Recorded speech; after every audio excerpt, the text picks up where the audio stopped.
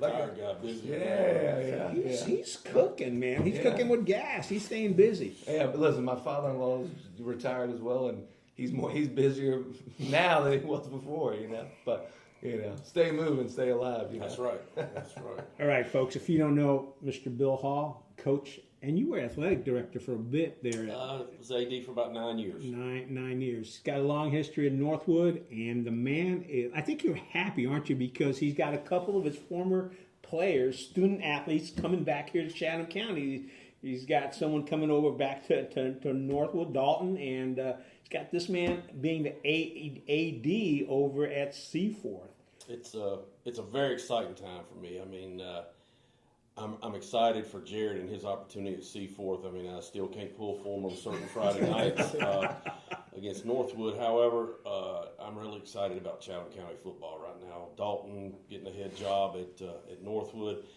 Kermit Carter is the new head coach at Jordan Matthews. He actually coached for me one season, and he's a JM Hall of Famer. And talked to him yesterday for a little bit excited about him. And Jared, Coach Gary at JM is top notch. Not JM, at Seaforth is top notch as well. So you got a great football coach there. I've met and talked to the guy at Chatham Central. Name slips my mind right now, but he's doing a great job down there. So very excited about the Chatham County High School football right now. Yeah, I'm going to ask a little bit about that because I know when Coach Mitch left and Northwood went through three different football coaches in 3 years, your sentiment wasn't very happy. And I didn't probe. I got a feeling of it, but what was your feeling last year? I mean, right now you're happy. I'm very pleased. I was not happy last year. I met Coach Mitch, great guy, seemed like a great guy. There were some people that applied for the job that were local, and I thought it should have went a different way. Again, I'm out of the picture. I had some reservations about it, but it all worked out, and here we are. You hear people talk about coaching lineages or coaching family. What's it feel like personally? I know you're happy about overall program, but to have this man and Dalton, you got Jared and Dalton back here, and you've known them since, you've probably known them since they were playing rec league ball, because my son, Michael, played rec league baseball with this man here. Right. Well, and this kind of started with Coach Harrington and ourselves. We had Blake Farrell that came in and coached with us, that played with us, several others. And I look at what Coach Mitch did last year. One thing I was very happy about was most of his assistant coaches were Northwood players of Coach Harrington's and myself. So that was good, and I hope Dalton will continue that as well. And I know Jared's going to have probably some Northwood people over that way, and some Seaforth down the line. Get those guys involved, and it's big for the community. Absolutely. I mean, we're one big community, Northwood and Seaforth, and like you mentioned, with 3 different coaches in four different years, something like that. That's we went through that with basketball during my tenure in Northwood, and we had some great coaches, but again, that change, it's tough. It's tough. So hopefully Dalton and I can provide some stability and build the program up. And again, I believe we're both some hometown guys and proud of where we come from, so I think that'll benefit us both. What are some of the most important things you ever learned from this man right here? This guy right here? Yeah, this guy right here. Let's put him on the hot seat. Well, I don't want to quote anything. No, don't do that. I mean, the discipline and the support that this man showed me throughout my high school tenure, and all my coaches, Coach Harrington, even Coach Fowler. I mean, everyone. It was my high school experience was unlike any other.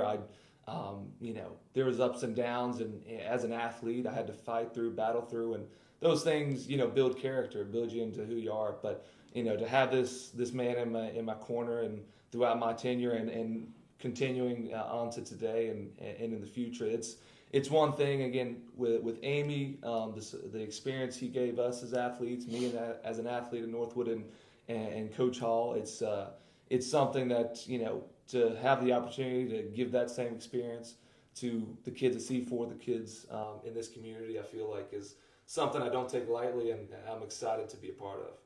What was Jared like as a student athlete at Northwood?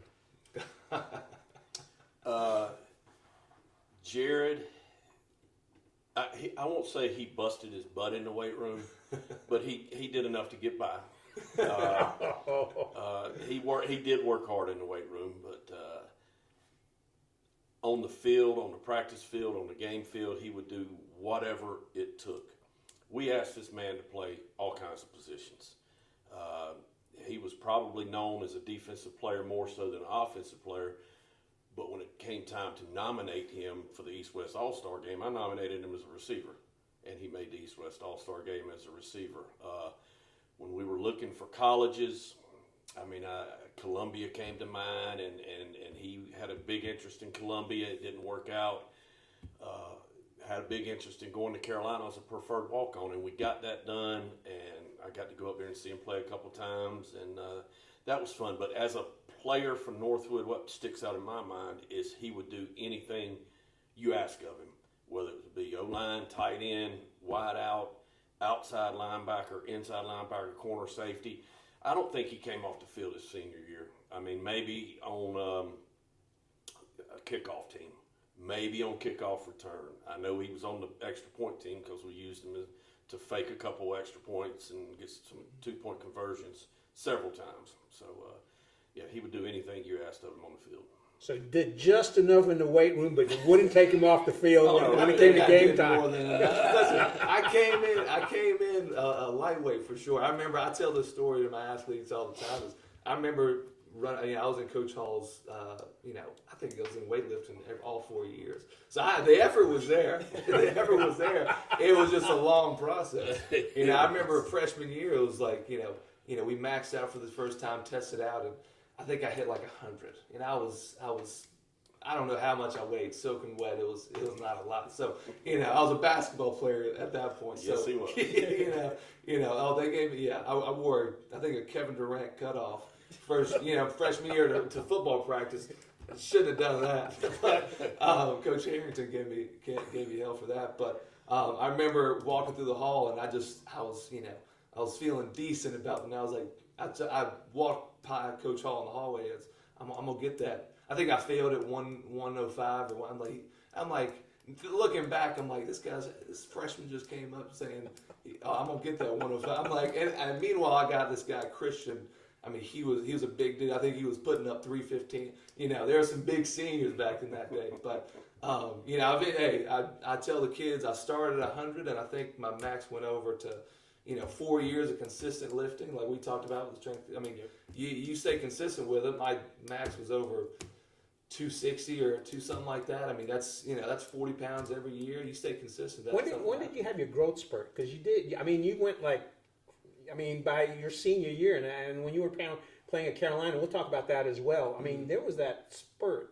It was all. I think when I was younger, I was kind of on the taller side. Then everybody kind of caught up, and then all of a sudden in high school, I hit a little bit. But again, the weight took a little longer than the height, so I had to catch up there. And but again, the way that they supported me in the weight room and building as an athlete. Again, he talks about challenging me as an athlete. I mean, as a player, he did stick me. I remember senior year, he stuck me out on Coach Harrington stuck me out of corner one time. That might have been the scariest experience ever. But he put me out on punt return, and I'm like, punt return, and he had the mentality. I think at first was, I just need somebody out there that's just gonna catch it, wave a hand, catch it. It's just he knows he's gonna catch it. Yeah, but it turned out I literally, when he challenged me, I remember going out to the practice field and I just started throwing the ball up as high as I can, catching it, and being able to look,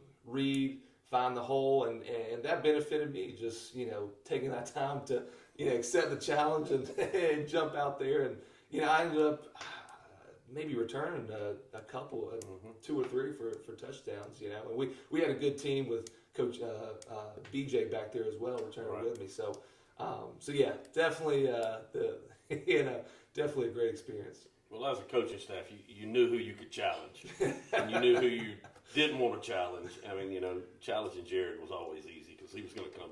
He was going to pull the task off for us. Did his dad have anything to do with that character that he had on the field? I think so. His dad's a great guy, and I always enjoy sitting down talking with his father. good times, good people. It comes from a great family. So I think my dad led the biggest thing is he coached me off the field for sure. I think he led. That's a big let Coach Hall coach me. He trusted Coach Hall and Coach Harrington and everybody else. So I got it from both ends. Two questions. The first one having to do with I've been shooting sports in this county and for ACC for over 20 years. And I think what happens is a lot of people underappreciate what coaches do.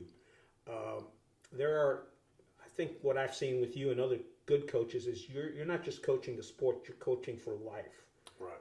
So what are some of the things that you've seen that you've been able to coach up this man, and what are the things that you're trying to do, and what is a good coach trying to do when he's out there coaching the team? Because you're surrogate dad sometimes. Well, it starts in the classroom, and I know every coach says that, but it really does. And when they walked to the field house on report card day, I'd already seen their grades, but I made every one of them stop and show me that report card right there, and I'd make little notes there, but I already had seen their grades. That's where it starts. And then if you're not successful in the classroom, you're not going to be successful in the field. So that's where it starts. And just life lessons. I mean, I would tell them two things at the end of every practice. And I would tell them the very first day of practice. I said, I'm going to be hard on you, but I love you. I said, I'm going to pat you in the rear end, but I'm also going to hug you when you need it. And we're going to be tough on you because life is tough. And that's going to carry over from football. But at the end of practice, I would tell them everything, every day. Have fun, and I love you. And I think that carried over. And they knew I really cared about it. When kids got in trouble at school, they got in trouble on the football field too. And, there was a lot of times that some of our better players didn't get to play ball on Friday night because of stuff that happened inside the classroom. I'm not sure that still happens a lot. I think your successful programs, that still takes place there. So, it's football's part of life. I mean, life's tough. So we made it tough out there. And, I've heard Michael Jordan say more and more, we practice a lot harder than we play, and our practices were tough. Monday's practice, we're out there in shorts and a helmet and sometimes shoulder pads. A lot of kids thought that was a day off. No, that was our hardest day of the week. He's agreeing with you. Well, I mean, and we did our most of our conditioning on Monday, and all our conditioning came from what happened on special teams, because we really emphasize special teams. But all of our conditioning came from what happened on special teams, and if we messed up on special teams, it was what do we call this? The beast. Yeah. And so many beasts per mess up on special teams, but you also got beasts taken away for good stuff on special teams. So we'd start with 4, and there was weeks we had 15 beasts. What exactly is a beast? Down and back twice. Down and back twice, and you had to go across the line, Right. Feet, hands, everything. And if you came up short? Oh, that beast didn't count. Yeah. And and there's weeks we had 1 beast. We really performed well on Friday night special team wise, but there was weeks where we had 15, 16 beasts. And then you got somebody that wants to cheat on the other side. Okay, that one didn't count. So, but if we make practices hard, it's second nature in the game. And I've heard Michael Jordan say that for years. Same thing holds true for whatever level you're coaching at. And you and Michael are like this, right? We're tight. Okay. Another question.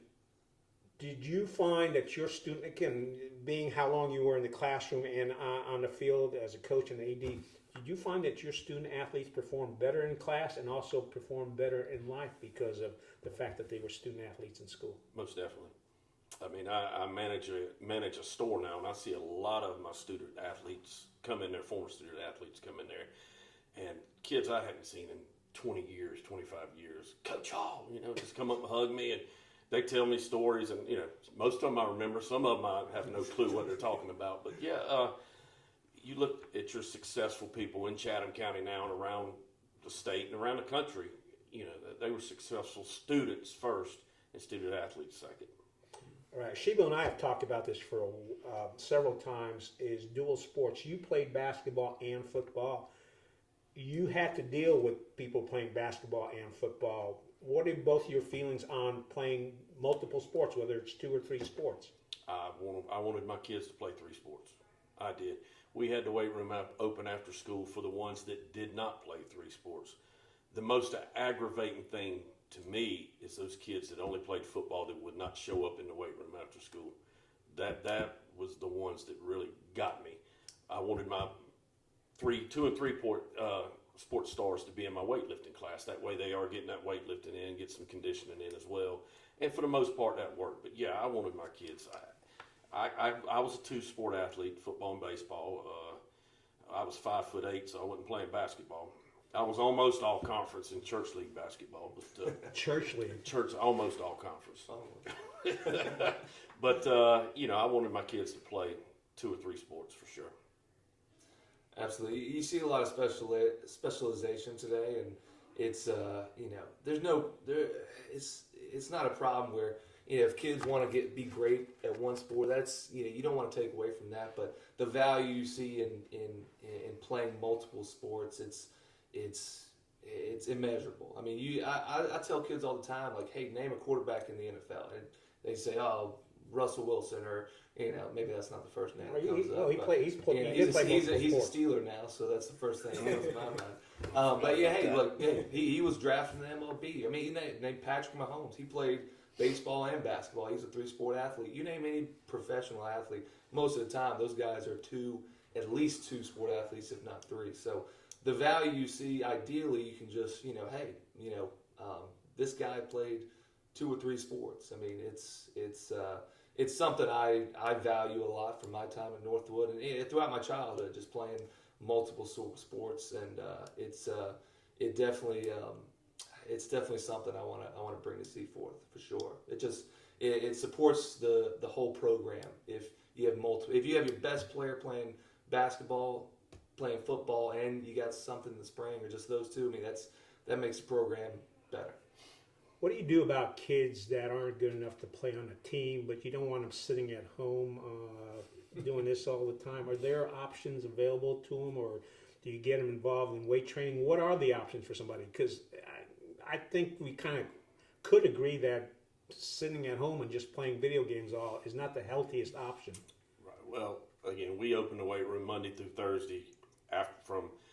We gave them from the end of football season to the end of Christmas, wherever we got knocked out of the playoffs.